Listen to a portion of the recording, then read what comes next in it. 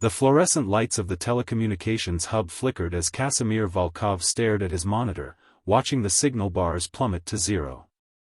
For 15 years, he had worked the night shift at Portland's Central Communications Center, and never once had he witnessed a complete blackout across all major networks simultaneously. His weathered fingers moved across the keyboard with practiced urgency, running diagnostic after diagnostic, each returning the same impossible result: total systems failure with no identifiable cause.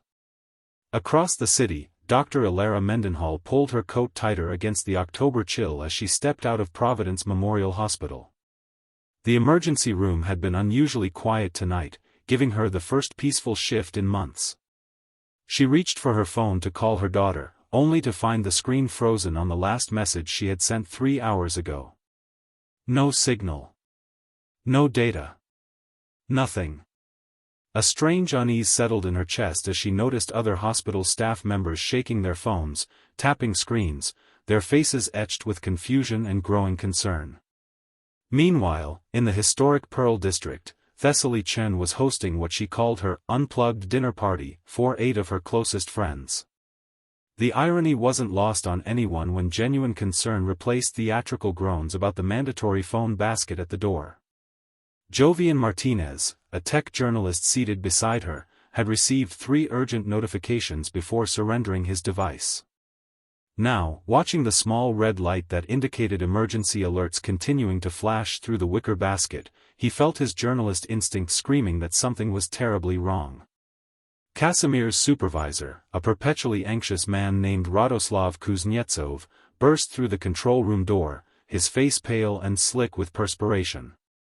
"It's not just us," he gasped, gripping the doorframe for support. "Seattle, San Francisco, Vancouver, the entire West Coast is dark. Emergency services are switching to analog backup systems. The CDC is trying to reach us through military channels." The weight of those words hung in the air like smoke. The Centers for Disease Control didn't contact telecommunications hubs unless there was a public health crisis that required immediate mass notification. Ilara had just reached her car when she heard the screaming. It started as a single voice, high and terrified, echoing from the parking garage's lower levels. Then another joined it, and another, until a chorus of panic reverberated through the concrete structure. She abandoned her car and ran back toward the emergency entrance, her medical training overriding every instinct that told her to flee. As she pushed through the automatic doors, she nearly collided with Marcus Okoye, a security guard she had known for years. His uniform was torn, and 3 deep scratches ran down his left arm, blood seeping through his fingers as he clutched the wound. "They're sick," Marcus panted, his eyes wild with fear and confusion. "The people from the quarantine wing, they broke out. They're attacking everyone. Dr. Mendenhall, they're biting people." Before Ilara could process his words, the emergency doors burst open again, and a woman in a hospital gown stumbled through, her movements jerky and uncoordinated. Her skin had taken on a grayish pallor, and dark veins spiderwebbed across her face and neck. But it was her eyes that made Ilara's blood run cold, milky white and utterly devoid of recognition or humanity. At Thessaly's apartment, the dinner party had evolved into an impromptu news-gathering session. Jovian had retrieved his phone from the basket, and the emergency alerts painted a horrifying picture: violent outbreaks at 3 major hospitals, multiple casualties, avoid downtown areas, shelter in place. But without cellular service, the messages were time-stamped from before the blackout, fragments of warnings that arrived too late.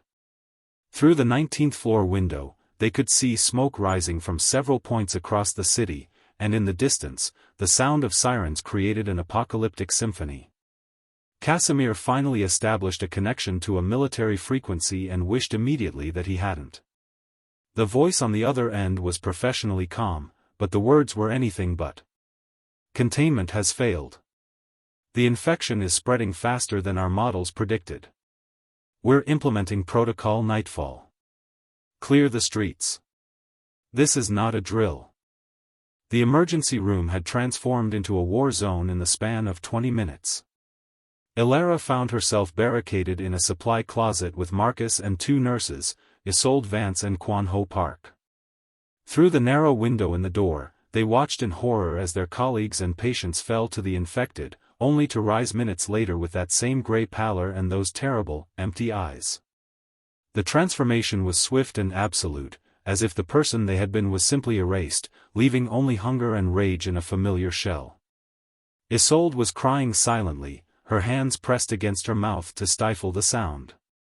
She had watched her mentor, Dr. Bernard Fitzgerald, get dragged down by 3 infected patients. He had been defending a group of children from the pediatric ward, giving them time to escape. Quan Ho kept checking his watch obsessively, counting the minutes since Marcus had been scratched. Every medical instinct told them that exposure to infected blood meant inevitable transformation, yet Marcus showed no signs of infection. His wound had stopped bleeding, and while his vital signs were elevated, that could easily be attributed to terror and adrenaline. Across the city, Casimir made a decision that would haunt him for whatever remained of his life. With all conventional communication systems down and chaos erupting in the streets, he activated the emergency broadcast system using the backup generator. His message was simple and direct: this is not a test. A medical emergency has occurred in Portland. The infected exhibit extreme aggression and transfer the condition through bites or fluid contact. Avoid all contact with symptomatic individuals. Secure your location. Do not attempt to help the infected. Repeat, do not attempt to help the infected. Radoslav stood beside him, tears streaming down his face as he listened to the sounds filtering through the building's ventilation system, screams, crashes, and an inhuman keening that raised every primitive alarm in the human brain. "My wife is at home alone," he whispered. "Mira doesn't know. She's probably sleeping, and I can't reach her. I can't warn her." Casimir placed a hand on his supervisor's shoulder, but there were no words of comfort to offer. They both knew the infection was spreading through residential areas like wildfire through dry grass. Thessaly's dinner party had reorganized into a survival team with surprising efficiency. Joviant's journalistic connections provided fragments of information through sporadic satellite internet connections. What they learned was terrifying. The infection had started in a research facility outside Eugene 3 days ago, contained initially but somehow leaked into the general population. The blackout was deliberate, implemented by emergency protocols to prevent mass panic and coordinate military response. But the blackout itself had created chaos, and in that chaos, the infected had spread unchecked. Geneva Rosales, a civil engineer among Thessaly's guests, was already sketching escape routes and defensive positions. "This building has secure stairwells and a rooftop access," she explained, her voice steady despite the tremor in her hands. "We need to inventory our resources, food, water, anything that can be used as a weapon. If the infection is spreading as fast as the reports indicate, we have maybe hours before this entire block is compromised." Her practicality was a lifeline, giving the group purpose when panic threatened to overwhelm rational thought. Back at the hospital, Ilara made a decision born of both desperation and medical curiosity. She drew blood samples from Marcus, Isolde, Quan Ho, and herself, carefully labeling each vial.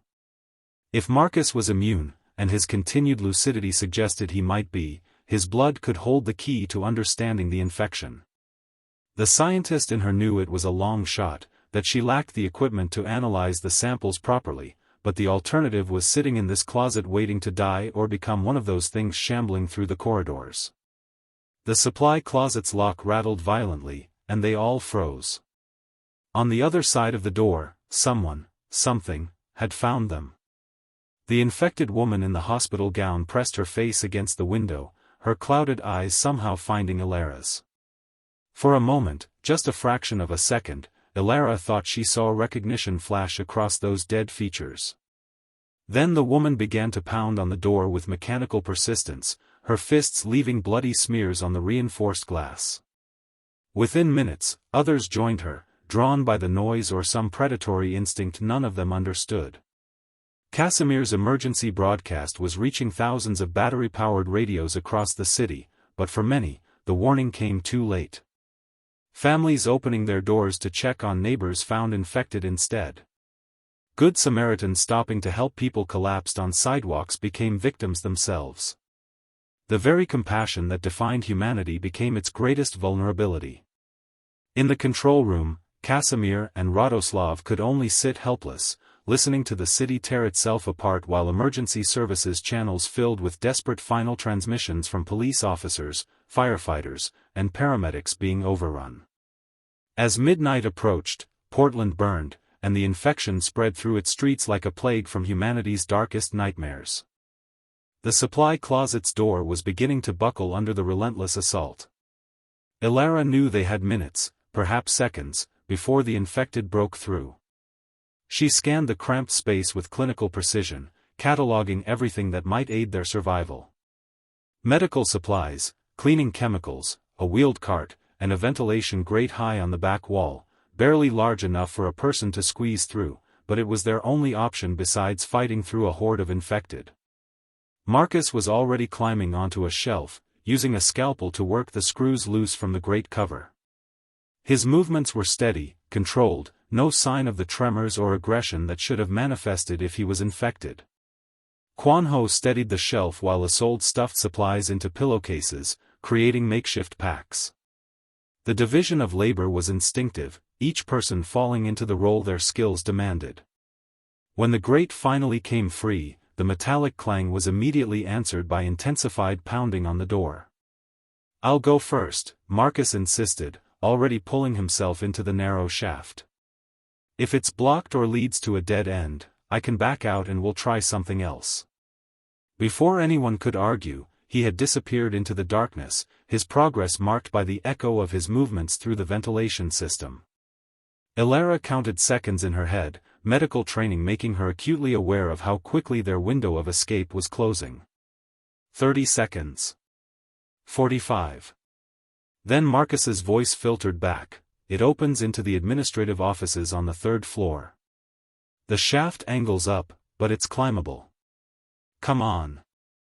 Meanwhile, at the telecommunications hub, Casimir received a transmission that changed everything.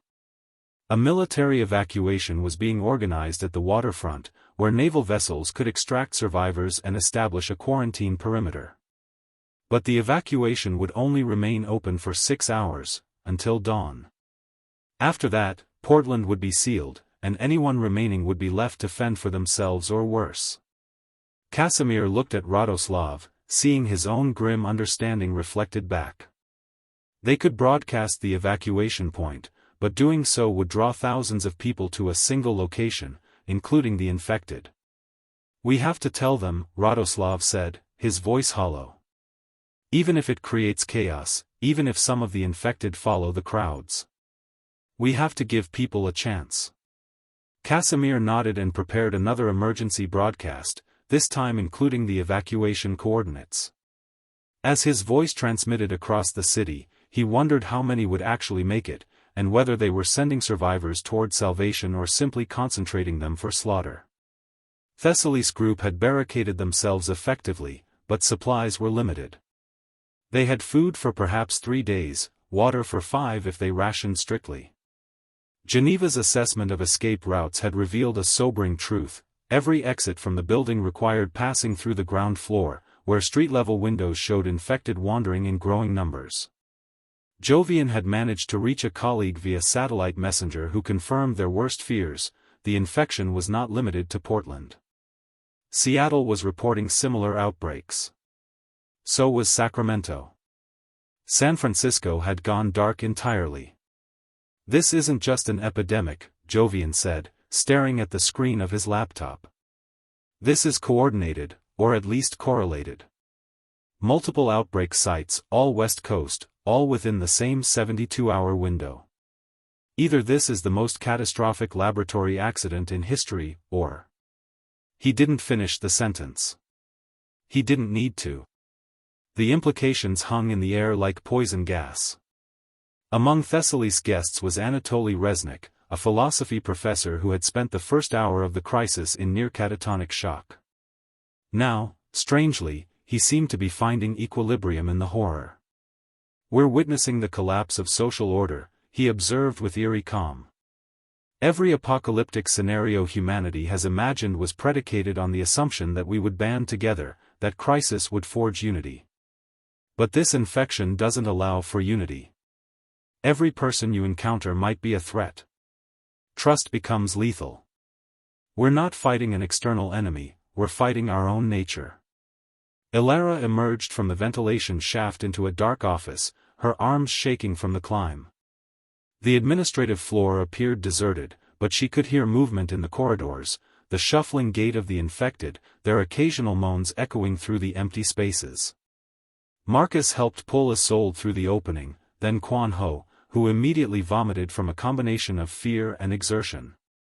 They were all exhausted, running on adrenaline and terror, but stopping meant death. "The emergency stairwell is at the east end of this floor," Elara whispered, trying to orient herself in the building she had worked in for 8 years but now felt alien and threatening. "If we can reach it, we can get to the ground level and the parking garage. From there." She realized she had no plan beyond escape. Where could they go? Her daughter Vesper was at college in Seattle, possibly facing the same nightmare. Her ex-husband lived in the suburbs, but without communication, she had no way of knowing if he was alive or infected. They moved through the darkened offices like ghosts, freezing at every sound, their hearts hammering with each shadow that resembled a human form. When they finally reached the stairwell, Marcus carefully opened the door and peered down. The stairs were clear, illuminated by emergency lighting that cast everything in sickly green tones. They descended in silence, each footfall carefully placed to minimize noise. On the second-floor landing, they found their first body, a security guard Elara recognized as Dmitry Volkov, Casimir's younger brother, his throat torn out, eyes staring at nothing. Isolde turned away, retching silently, while Marcus gently closed the dead man's eyes. They were one floor from freedom when they heard the emergency broadcast echo through the stairwell from a radio somewhere below, announcing the evacuation point at the waterfront. Hope and dread mixed in equal measure. 6 hours until dawn. 6 hours to cross a city full of infected and reach the docks. The numbers were brutal, but they were the only numbers that mattered. The parking garage was a cavern of shadows and echoes, every sound amplified by concrete and desperation. Elara's car was on the third sublevel, and the group moved in tight formation, Marcus leading with a fire extinguisher he had grabbed from the stairwell. The emergency lighting down here was sporadic, creating pools of darkness where anything could be hiding. Quan Ho kept checking his phone compulsively, as if cellular service might magically resume and reveal that this was all some elaborate nightmare from which they could wake. They almost made it to the car before the infected found them. She came from behind a concrete pillar, a young woman in scrubs that identified her as part of the surgical team. Elara recognized her, Svetlana Markova, a brilliant resident who had assisted on a complicated procedure just last week. Now Svetlana's face was a gray mask of decay, her surgical precision transformed into violent, erratic movements as she lunged at Isolde. Marcus swung the fire extinguisher in a wide arc, connecting with Svetlana's shoulder and sending her sprawling. "Run!" he shouted, but more infected were emerging from the shadows, drawn by the noise. They sprinted toward Elara's car, a practical sedan that had never been designed for escape from the apocalypse. Elara's hands shook as she fumbled with the keys, finally getting the door unlocked. They piled in, Marcus taking the passenger seat while Isolde and Quan Ho dove into the back. An infected man slammed against the driver's side window as Elara turned the ignition, his fingers clawing at the glass with inhuman persistence. The engine roared to life, and Elara reversed without looking, trusting momentum and luck over caution. They felt the sickening thump of impact as the car struck infected bodies, but she didn't slow down. The exit ramp spiraled upward, and with each level they climbed, they encountered more infected, forcing Elara to navigate around abandoned cars and shuffling figures that had once been her colleagues, her patients, her neighbors. Across the city, Casimir and Radoslav had made their own decision.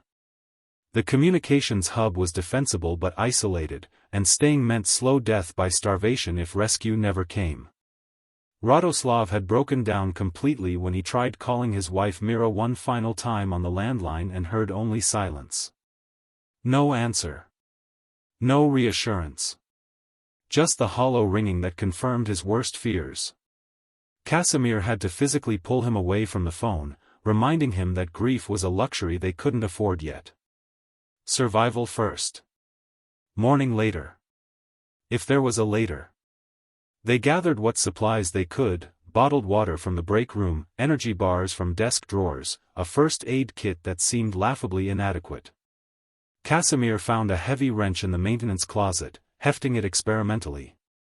He had never been a violent man, had spent his entire life avoiding confrontation, but the wrench felt reassuring in his grip. Radoslav clutched a letter opener, his knuckles white around the handle. They both knew these makeshift weapons would be useless against a horde, but having something was better than facing the infected empty-handed. The building's security monitors showed them what waited outside: clusters of infected wandering the streets in irregular patterns, some solitary, others moving in groups that might have been crowds waiting for a bus just hours ago. Casimir studied their movements, looking for patterns, for any gap they could exploit. "The waterfront is 8 blocks southeast," he said, tracing the route on a street map. "If we stay off the main roads, use the alleys and side streets, we might make it." "Might," Radoslav repeated bitterly. "We might make it. We might survive. Mira might already be dead, or worse." He laughed, a broken sound that bordered on hysteria.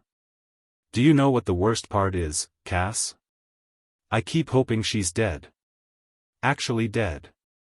Because the alternative is her being one of those things, and I can't bear the thought of her trapped inside a body she can't control, aware but unable to stop herself from." His voice cracked, and Casimir gripped his shoulder hard. "Then we give her peace by surviving," Casimir said firmly. "We honor the dead by living. Now, are you ready?" Radoslav nodded, wiping his eyes, and together they descended to the ground floor. The building's back exit opened into an alley, and for a moment, they thought they might slip away unnoticed. Then a homeless man Casimir recognized, Thaddeus, who usually asked for change outside the coffee shop, lurched around the corner, his eyes clouded, his movements jerky. Casimir felt his heart break even as he swung the wrench, the impact reverberating up his arms. Thaddeus crumpled, and they ran. Thessaly's apartment building was under siege. The infected had begun congregating outside, drawn perhaps by the lights still burning in upper-floor windows or by some instinct that sensed prey above. Geneva had taken charge of reinforcing the stairwell door with furniture, creating a barricade that would buy them time if the infected breached the ground floor. Jovian continued monitoring his satellite connection, relaying updates that grew progressively more dire. The military evacuation at the waterfront was already being overwhelmed by crowds. Gunfire had been reported. Containment was failing. "We need to make a decision," Geneva announced, her engineer's mind cutting through the paralysis of fear. "We can stay here and hope rescue comes before supplies run out, or we can try to reach the evacuation point while it's still operational. Neither option is good, but staying means certain slow death. Moving gives us a chance, however small." Anatoly had been standing at the window, watching the street below with the detached fascination of a scholar observing a historical event. "I vote we move," he said quietly. "I've spent my life studying human behavior, civilization's patterns. What's happening down there isn't random violence. They're organizing. Watch, see how they respond to movement. How they're beginning to move in coordinated groups. Whatever this infection is, it's not reducing them to mindless automatons. They're learning. Adapting. Every hour we wait, they." The waterfront evacuation point was pandemonium incarnate. Thousands of survivors had converged on the docks, creating a seething mass of humanity pressed against hastily erected military barricades. Naval vessels floated just offshore, their deck lights illuminating the scene in harsh white glare that somehow made everything more surreal. Soldiers in biohazard gear screamed instructions through bullhorns, their voices barely audible over the crowd's panic and the constant moaning of infected pressing against the perimeter's outer edges. Ilara's group approached from the south, emerging from an alley to witness the full scale of the chaos. A chain-link fence topped with razor wire created a funnel leading to the docks, and military personnel were conducting rapid screenings, searching for bite marks and signs of infection. The process was crude and rushed. Anyone showing symptoms was denied entry and turned away, sent back into the infected zone to die or transform alone. Ilara watched a mother separated from her feverish child, the woman's screams cutting through the ambient noise like a scalpel. The soldiers didn't waver. Couldn't waver. One infected person making it onto the ships would doom everyone. "We need to stay together," Marcus insisted, his hand gripping Isolde's shoulder as the crowd threatened to pull them apart. The press of bodies was suffocating, desperate people shoving and clawing their way toward salvation. An older man collapsed near them, trampled by the surge, and Ilara instinctively moved to help him only to have Quanho pull her back. "You can't save everyone," he said, his eyes haunted. "Not anymore." Casimir and Radoslav reached the perimeter from the east, their journey through the city's ruins having aged them both years in a single night. Radoslav's letter opener was stained with dark blood. They had encountered infected 3 times, and each confrontation had chipped away at his humanity a little more. Casimir's wrench was similarly christened, and his hands wouldn't stop shaking no matter how tightly he gripped it. They joined the crush of people, feeling the crowd's panic like a living thing, knowing that if the infected breached the perimeter or if the crowd turned on itself, thousands would die in the resulting stampede. From the north, Thessaly's group navigated through side streets, moving with the coordinated efficiency Geneva had drilled into them. They were 9 strong now. They had rescued an elderly woman named Persephone Doll from her apartment building during their descent, unable to leave her behind despite the risk. Jovian led the way, using his press credentials like a talisman, though they were worth less than nothing now. The old world of credentials and authority had died with the first infection. Only survival mattered. As they approached the waterfront, Anatoly grabbed Thessaly's arm, pointing to something that made her blood run cold. The infected weren't just randomly assaulting the perimeter, they were probing it, testing different points, some even attempting to climb the fencing in coordinated waves. "They're thinking," Anatoly breathed. "Primitive strategy, but strategy nonetheless. They're looking for weaknesses." Even as he spoke, a section of fence buckled under concentrated assault, infected pouring through the gap before soldiers managed to close it with a wall of gunfire. The military had established a triage system that was brutally pragmatic. Priority boarding went to children, medical personnel, and anyone with critical skills for rebuilding civilization. Everyone else was being loaded on a first-come basis until the ships reached capacity. After that, the docks would be evacuated and anyone remaining would be left behind. No exceptions. No mercy. The countdown clock showed 3 hours and 17 minutes until the final ship departed.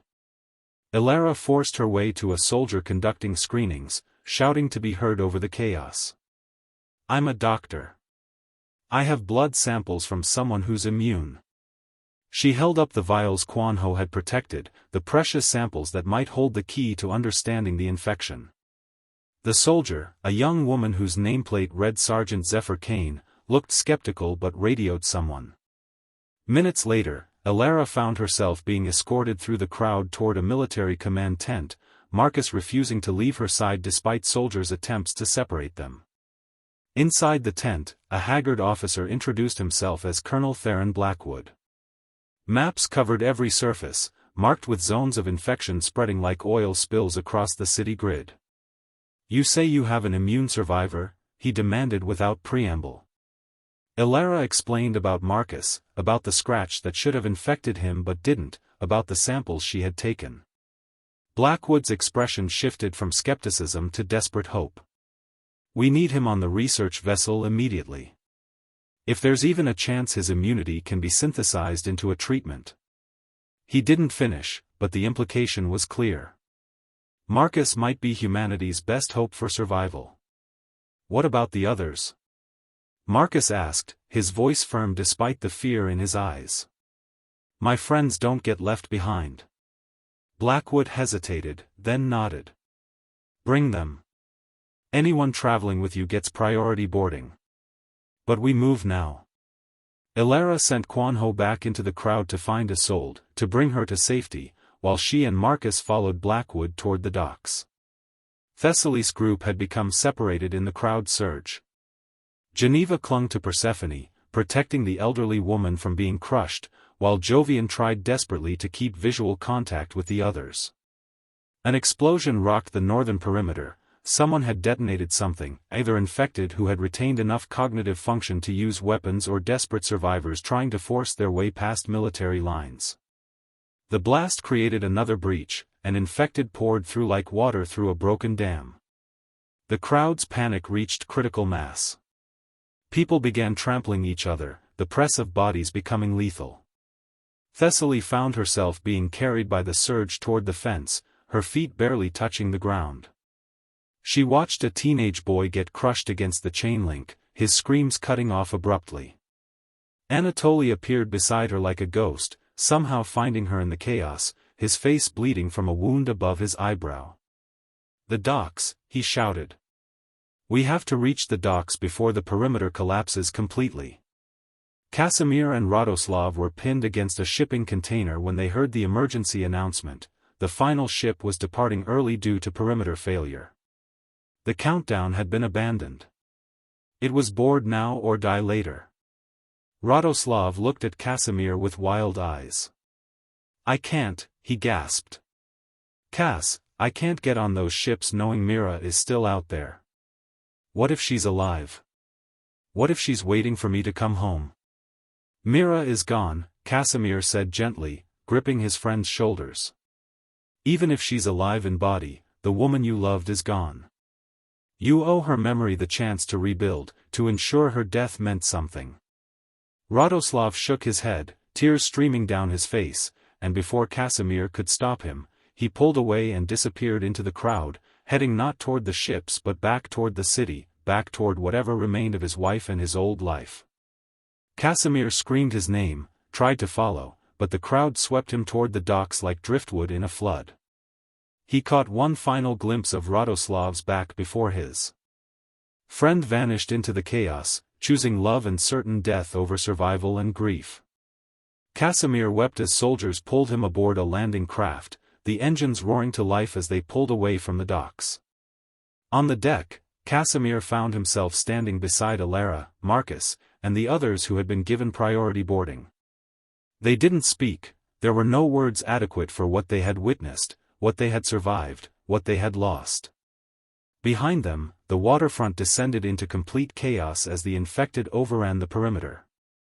Gunfire became constant, then sporadic, then ceased altogether. The screaming continued for a long time after. The research vessel USS Polaris was a floating fortress of science and military precision, commandeered from oceanographic duties and retrofitted for the apocalypse. Elara found herself in a sterile medical bay that smelled of antiseptic and fear, watching as a team of military researchers drew blood from Marcus with an urgency that bordered on desperation. Dr. Octavia Winters, the ship's chief medical officer, supervised every procedure with hawk-like intensity, her gray eyes missing nothing as she analyzed preliminary results. His antibodies are attacking the infection at a cellular level, Octavia explained, her voice tight with controlled excitement. Whatever makes him immune, it's not just passive resistance, his immune system is actively destroying the pathogen. If we can isolate and replicate this response. She didn't need to finish. Everyone in the room understood the implications. Marcus wasn't just a survivor, he was potentially the cure. Marcus sat on the examination table, pale but composed, as needles punctured his arms and researchers catalogued every aspect of his biology. Elara stood beside him, one hand on his shoulder in solidarity. How do you feel? She asked quietly. Marcus managed a weak smile. Like a human pincushion with the weight of the world on his shoulders. So, pretty normal for a Thursday. His attempt at humor fell flat, but Alara appreciated the effort. Gallows humor was sometimes the only thing that stood between sanity and collapse. Elsewhere on the ship, Thessaly's group had been assigned to a converted cargo hold serving as temporary refugee housing. Hundreds of survivors filled the space, shell-shocked and grieving, many injured, all traumatized. Geneva immediately began organizing the chaos, her engineering mind finding purpose in creating order from disorder. She established a system for distributing the limited food and water, created privacy partitions using salvaged materials, and set up a rudimentary medical station for those with minor injuries. Jovian had found other journalists among the refugees, and together they were documenting everything, recording testimonies, compiling data, creating a historical record of humanity's darkest hours. People need to know, he insisted when Thessaly questioned the value of journalism during the apocalypse. If we survive this, if civilization rebuilds, they need to know what happened. What we lost. What we sacrificed. History can't be allowed to forget. Anatoly had withdrawn into himself, sitting in a corner with his knees drawn up, staring at nothing. The philosophical detachment that had served him during the crisis had shattered somewhere between the waterfront and the ship, leaving behind a broken man confronting the reality of what he had witnessed. Persephone, the elderly woman they had rescued, sat beside him in companionable silence. Sometimes shared trauma was the only connection survivors needed. On the ship's bridge, Colonel Blackwood coordinated with the Naval Task Force establishing a quarantine perimeter around the west coast. The infection had spread beyond Portland, Seattle had fallen completely, San Francisco was under military lockdown, and smaller cities throughout Oregon and Washington were reporting outbreaks. The decision had been made at the highest levels of government, the entire West Coast would be isolated. No one in, no one out. Cities would be bombed if necessary to contain the spread. "Sir, we're receiving distress calls from evacuation points up and down the coast," reported Lieutenant Syra Mendez, her voice carefully professional despite the tremor in her hands. "Sacramento, Tacoma, Eugene, they're all requesting immediate extraction. We don't have the capacity. We don't have the ships or the personnel to save even a fraction of them." Blackwood's jaw clenched. He had been a soldier for 23 years, had served in 3 wars and countless conflicts, but nothing had prepared him for this. "Send the coordinates for the offshore quarantine zone," he ordered quietly. "Any evacuation vessel that makes it out is to rendezvous there. We'll consolidate resources and survivors. Beyond that..." He didn't finish. Beyond that, millions would die, and there was nothing he could do to prevent it. Casimir found himself on deck, staring back at the city he had called home for his entire adult life. Portland was burning now, whole neighborhoods consumed by fire as the infection spread unchecked. He thought about Radoslav, wondered if his friend had found Mira, wondered if they had died together or if Radoslav had been forced to end her suffering with his own hands. Either way, his friend was gone, another casualty of the apocalypse. Casimir felt tears freeze on his face, when had it gotten so cold, and made no effort to wipe them away. Grief was all he had left of his friend, and he would honor it. "You're thinking about the ones we left behind." The voice beside him belonged to a woman he didn't recognize, middle-aged with salt and pepper hair and haunted eyes. "I left my husband. He was bitten, knew he was turning. Begged me to go without him, to save myself. I did. I left him, and I heard him screaming my name as the ship pulled away." She laughed bitterly. "I saved myself, and I'm not sure I'll ever forgive myself for it." "We did what we had to do to survive," Casimir said, though the words felt hollow. "That has to mean something." The woman, she introduced herself as Zara Volkova, shook her head. "Survival is just existing. Living is something else entirely.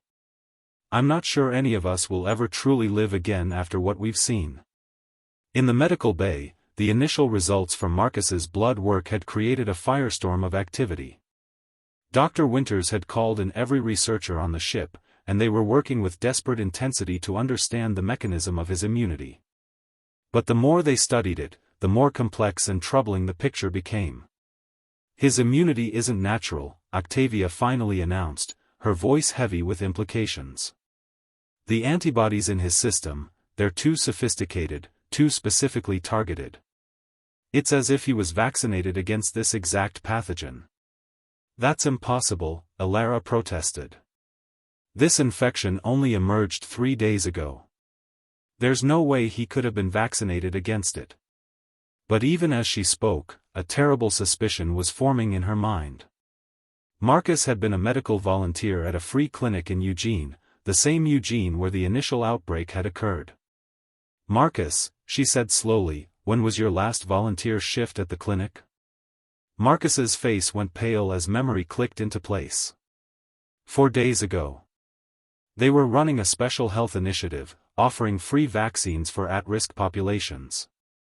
I helped with the administration. There were these vials, they said it was a new flu vaccine, enhanced protection. The doctor supervising said it was experimental but approved for emergency use. His voice dropped to a whisper.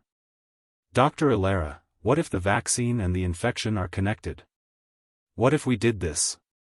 The implications crashed over everyone in the room like a tsunami. If the infection had been deliberately engineered and accidentally released, if Marcus's immunity came from being accidentally vaccinated before the outbreak, then this wasn't a natural disaster, it was a catastrophe of human making. Octavia immediately contacted Blackwood, who initiated emergency protocols to investigate every detail of Marcus's testimony. Within hours, intelligence reports confirmed their worst fears. The Eugene Clinic had been a front for a military bioweapons research program that had been developing both a devastating pathogen and a vaccine against it. The infection was designed to be highly contagious, to spread rapidly and overwhelm medical infrastructure, but also to be controllable with the vaccine. It was meant to be the ultimate deterrent weapon, threaten deployment and possess the only cure. But something had gone catastrophically wrong. The infection had escaped containment before the vaccine was fully tested and mass-produced. Only a handful of people had received the experimental vaccine, Marcus among them through sheer accident. Now he represented possibly the only source of immunity for an infection that was consuming the West Coast and showed no signs of stopping. How many doses of vaccine can you produce from my blood? Marcus asked, his voice steady despite the magnitude of what he was being told. Octavia consulted with her team, ran calculations, and delivered the devastating answer. With the resources we have on this ship? Maybe 50 doses. Perhaps 100 if we stretch it and reduce efficacy. Not nearly enough to stop the spread. Or save even a small percentage of survivors. Then what good am I? Marcus asked bitterly. What's the point of being immune if I can't save anyone? Elara gripped his hand tightly. You save the researchers who will continue working on a cure. You save the military personnel who can go into infected zones to rescue survivors. You save the people who will rebuild civilization. Every dose matters, Marcus. Every single life saved matters. Thessaly had been listening to survivors' stories in the cargo hold, and a pattern was emerging that chilled her to the bone. Multiple people reported loved ones who had shown signs of infection, the gray pallor, the clouded eyes, but then seemed to recover, to regain lucidity before eventually succumbing completely. It's not instantaneous, she reported to Geneva and Jovian. There's a window, maybe hours, where the infected are still partially human. Still aware. Trapped inside their own bodies watching themselves transform. The revelation added a new horror to their understanding of the infection.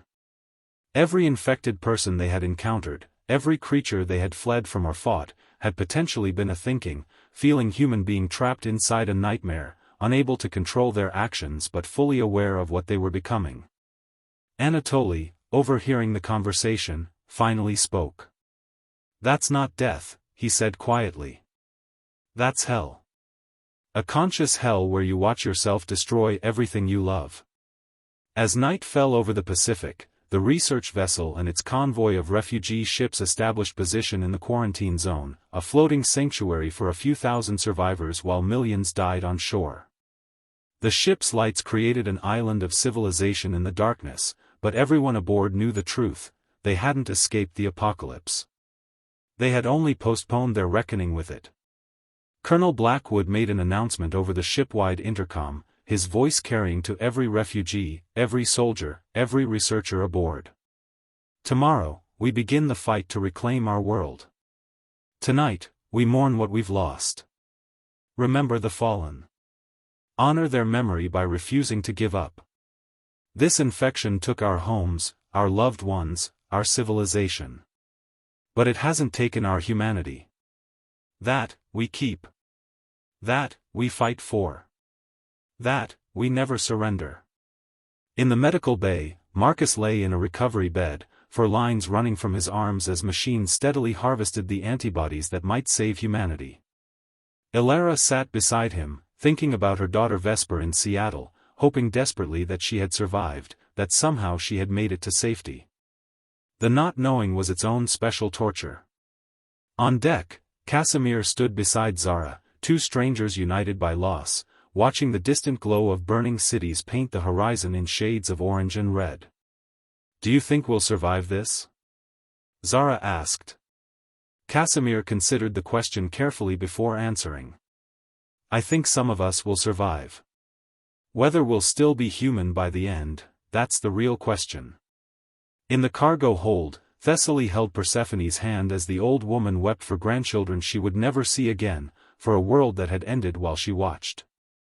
Geneva organized night watches, Jovian documented every detail for history, and Anatoly stared at the ceiling, contemplating the philosophical implications of a species facing extinction by its own hand.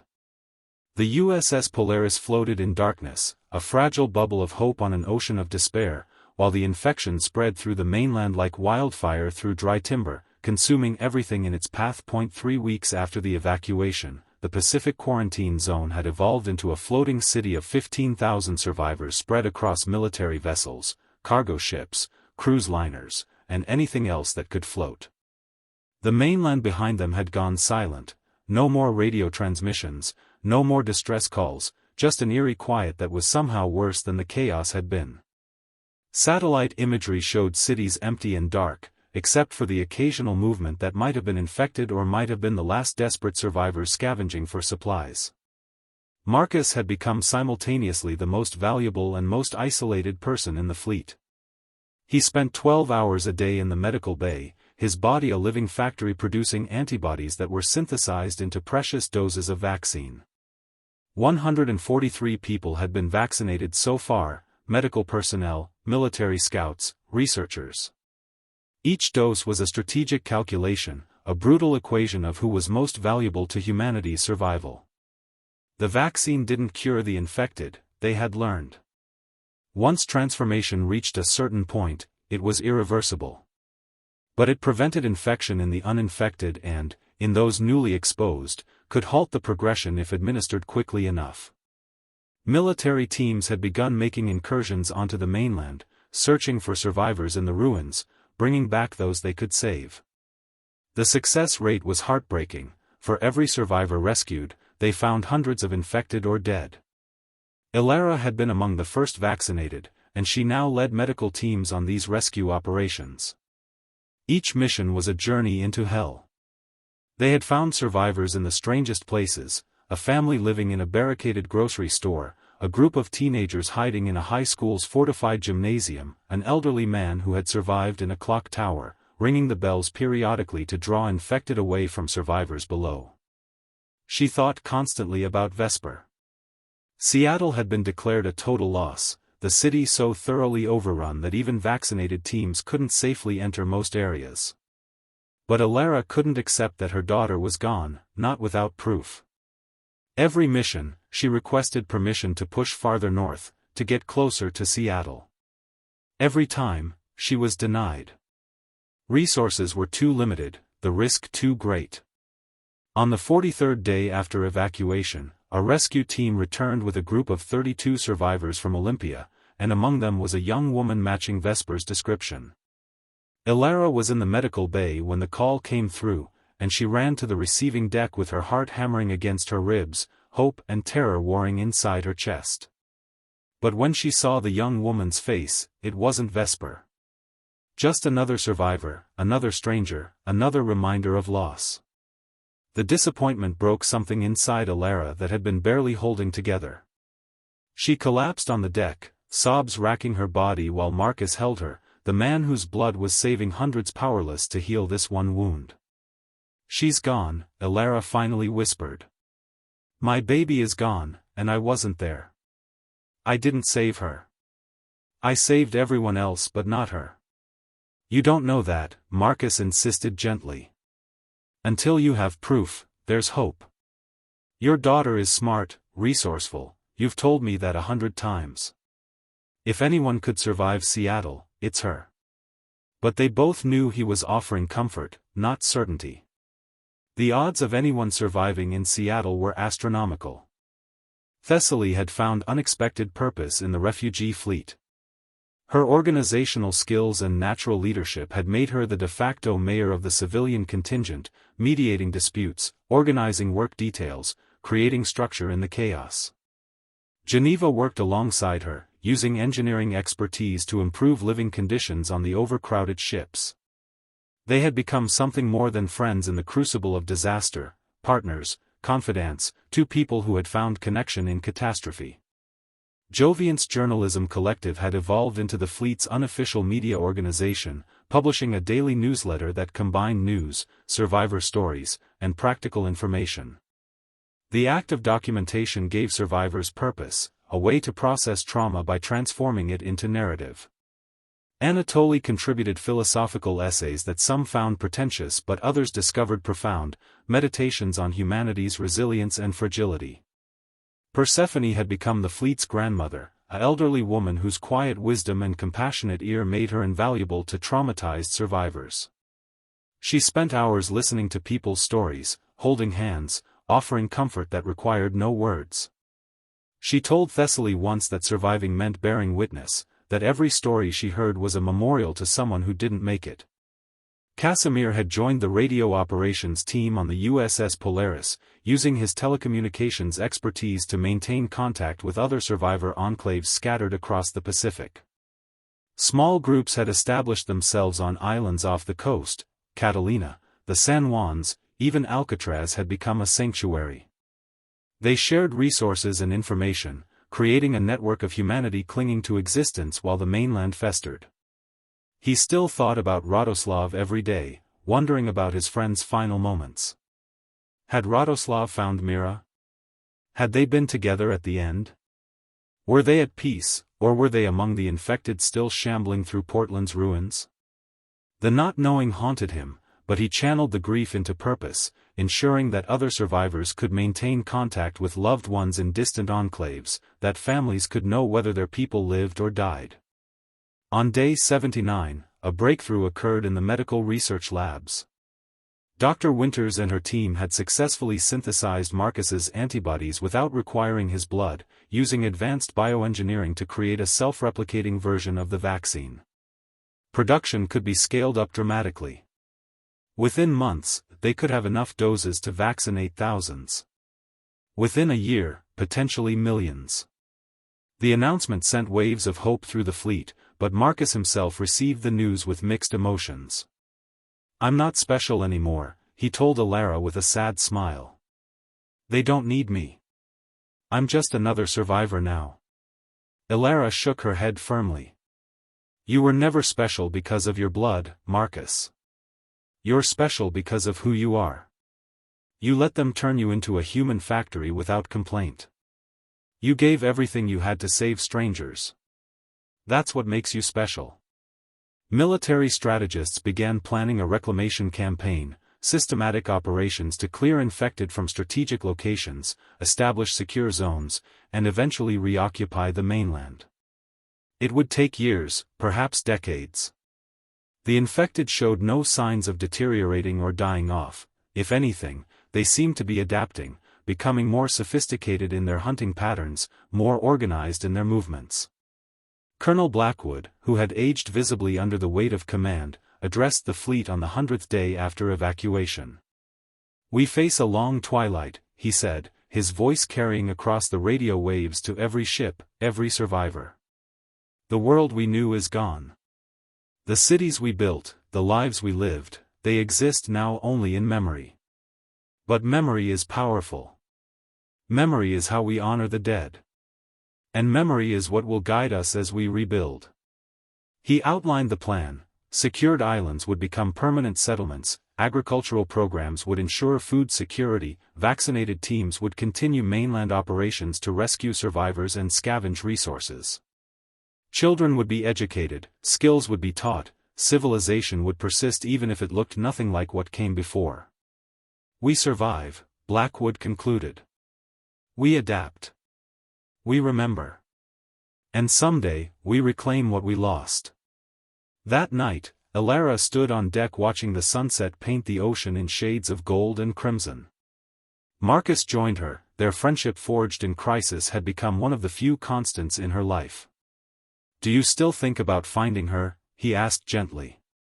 Elara nodded. "Every day. Every hour. But I'm starting to accept that I might never know what happened to Vesper. That uncertainty might be my burden to carry."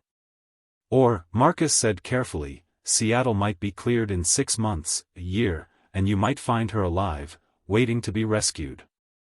Stranger things have happened." Elara smiled despite herself. "Is that hope or delusion?" Marcus shrugged. "In times like these, is there really a difference?" Across the fleet, survivors were having similar conversations, coming to terms with losses that would never fully heal, finding ways to continue despite the magnitude of what had been taken from them. Thessaly and Geneva planned improvements to the refugee housing, creating spaces that felt less like prisons and more like homes.